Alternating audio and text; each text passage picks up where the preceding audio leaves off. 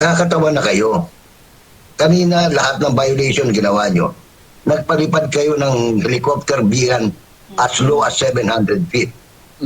No? Hindi. Bawal yun. Bawal yun. Bawal na bawal po yun. Nakasira pa kayo ng solar panel ng Jose Maria College, a school zone na tinatawag po Zone of Peace. O, ang dami nyo na naman. Yan po ay simpleng kaso riyan. Unang-una, reckless imprudence resulting to damage to property. Ngayon, sasabihin, wala daw si Torre doon. Sir, lahat po ng aming mga camera, still camera, kuha-kuha kayo. Meron po kaming zoom lens na ginagamit at para 450 meters ang layo.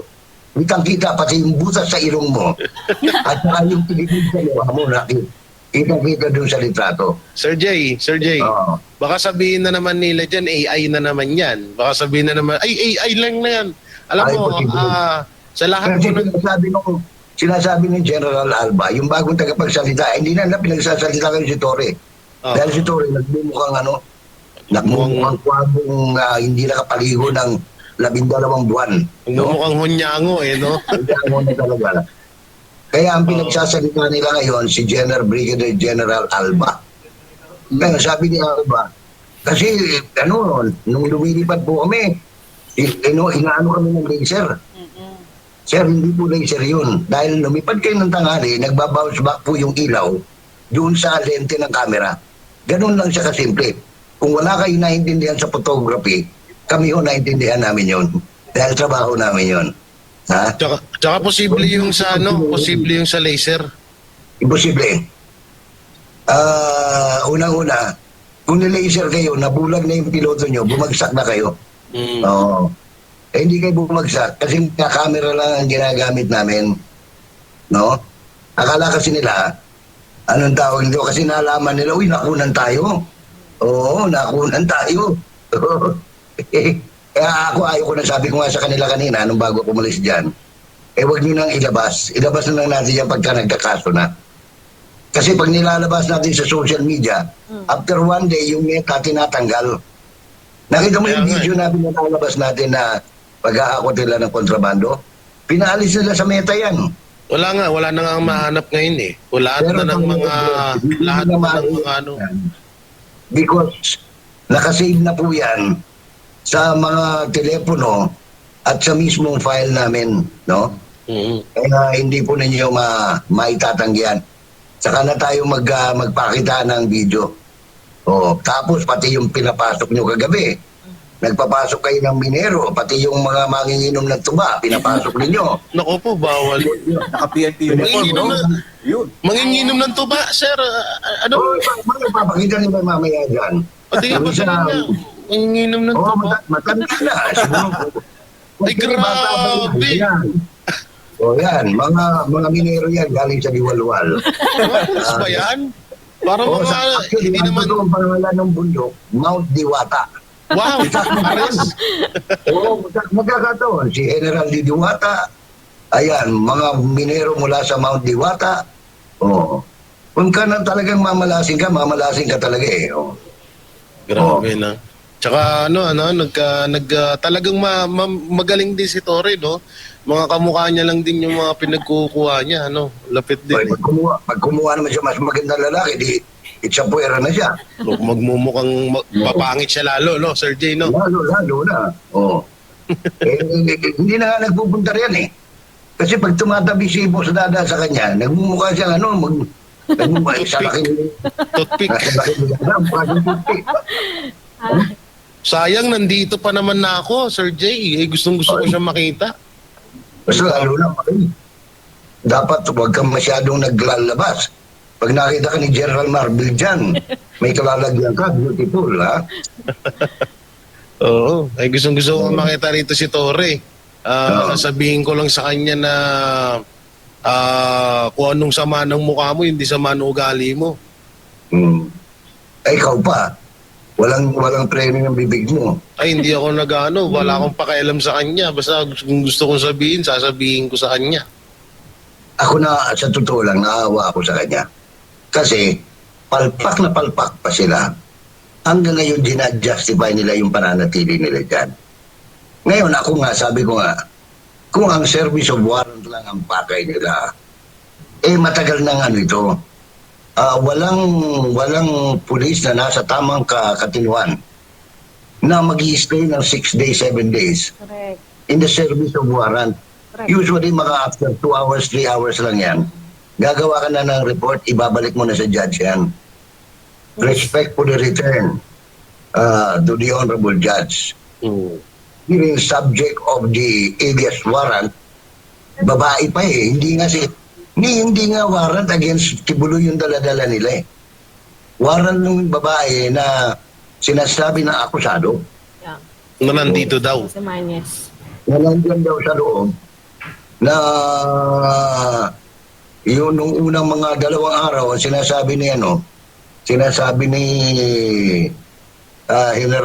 General Diwata na si pastor daw ay pumapasok sa mga dingding, no? Yung pang hallucination ng mamang ito, no? Grabe lakas ng Oo. tama mo, Tore. Oo. Tumatago sa dingding talaga, no? Yes, ito, Kung pwede rin yan. yes po, masingit ko lang Sir Jay, no? At isa pang Sir Jay, ayan. Regarding po ito sa blue box, Sir Jay, no? Kasi may statement po dito si Colonel Jean Fardo.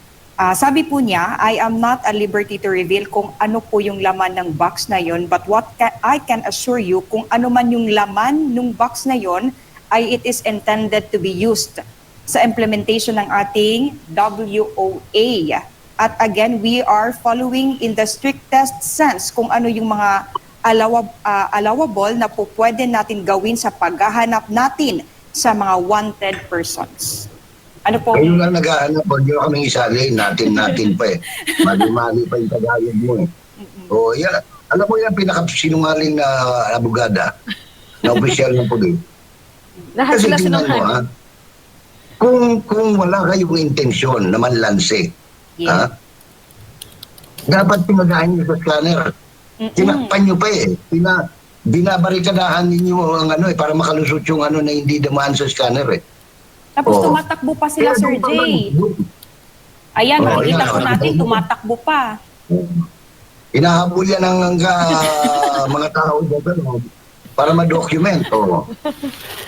Tapos ano nga nila Diyan sa video na yan, Sir Jay, ginawan ng issue yan ng hindi ko lang tukoy kung siya ay network ba or ano. Basta ginawan ng issue yan kasi may yung pulis na yan nananakbo, sinundan ng isang member ng KOJC member yan. Tapos tinanong. Pero doon, ipinalabas doon sa isang post na yon na kaya daw nasasaktan ng ibang mga KOJC member dahil inaharang daw nila yung operasyon or yung mission ng mga pulis dyan sa loob. Sabi ko, grabe talaga ka-fake newsan nitong mga to. Hindi ko lang alam bakit pinapaniwalaan ng ibang mga Pilipino yung picture lang yung pinost, hindi video. Mga Picture lang sinungaling nung talaga sila. Oo, sobra. Kahapon, kung may papakita natin yung pag-arang nila magmula sa katedral hanggang sa Jose Maria College, may gitong 1,000 yung umarang. Hindi pinapadaan yung yung mga may-ari. Yung mga missionaries na supposed to be may-ari niyang compound na yan. Kaya nga sabi ko nga, matuto sana naawa rin ako sa mga Davao correspondents ng mga network. Kasi apparently, hindi na nila pinagla-live.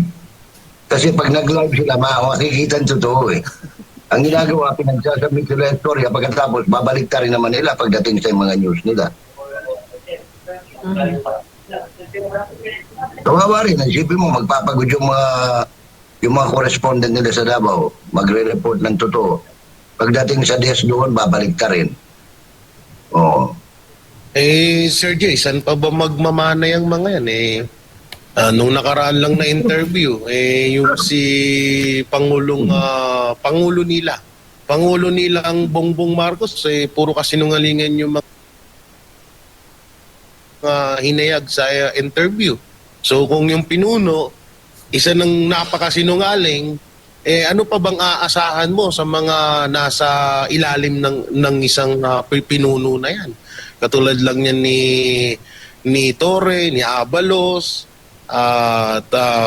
ni Marbil. Kaya nga tawag ko dyan sa sa gobyerno natin ngayon, the government liar eh. O kasi biruin mo ultimong presidente na talagang napakasinungaling at posibleng hindi niya alam ang mga nangyayari dito dahil isa siyang presidente. Sasabihin niya una yung wala daw mga nasasaktan, wala daw panghaharas, wala daw barel, wala daw tear gas na isa lang daw na political agenda ba yung pagkakasabi niya? Sabi ko, grabe naman tong presidente. Lagi ka bang tulog? Lagi ka bang lagi ka bang lutang? Kasi Lagi daw may isipin session mo, ha?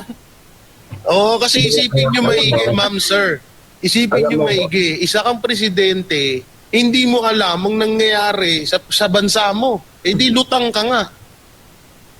Ito pa, sinungaling pa itong Alam ko Abalos. trademark na mga Mar. Yes po. Yes, Sir Jay. Yes, Sir Jay. Alam mo, hindi nakapagtataka yung kay Marcos kasi lahi na yan. Yung bang ang tawag sa English niyan intellectually dishonest. No? Lying through their teeth. Yung bang walang kagatul-gatul sa pagsisinungaling. Sakit nila yan Parang natural na sa kanya, sir. Oo, second nature nila yan na Okay, natural kasi nga, anong tawag nito? laging high. Yeah, very possible kasi kapag tinignan mo yung mukha niya nung kinakausap siya ng Malacanang Press Corps, yung mga bagong halal na opisyal ng Malacanang Press Corps. Para siyang para siyang binulkalize yung mukha niya. No, yung kasi Bagong iyak, parang bagong iyak. Bloated. Baka nabitin sa session kasi kinausap ng media. Parang no? Galbot dyan kahapon, yung cook float na kung tinatawag. Sa iba, pagka pero yung kasi pag cooking user ang isang tao, na naiiwan yung moisture sa katawan. Ngayon, yan ang nagpapa-bloat sa iba't ibang bahagi ng katawan. In this particular case, ang nakikita natin sa magbumukha ni Mr. Marcos. Talagang talagang Puro hangin kahit yung ako ulo. tinitignan ko yung mukha ni Marcos, sabi ko, May tubig yan Aaron, yung bloat na yan. Kaya pagka tinusok mo ng karayom yan, Lalabas. parang gripo ng nawasa yan. Yung Maynila, totoo, hindi ako nagbibiro. O pagka ganyan na ka-bloated, parang malapit na kamag-anak yan ng hydrocephalus. Yung hydrocephalus kasi tubig yun. Pag pinrip mo yun, tuturo yan sa tubo, doon sa shunt, BP shunt, lalabas yan. No? Hindi po kami nanininig ng tawag sa Bisaya na di man may manginaway. Pero hindi kami nang lalait. Hindi rin kami talaga sadyang Mabilis lang. totoo naman Ganun talaga yung Diba? katotohanan.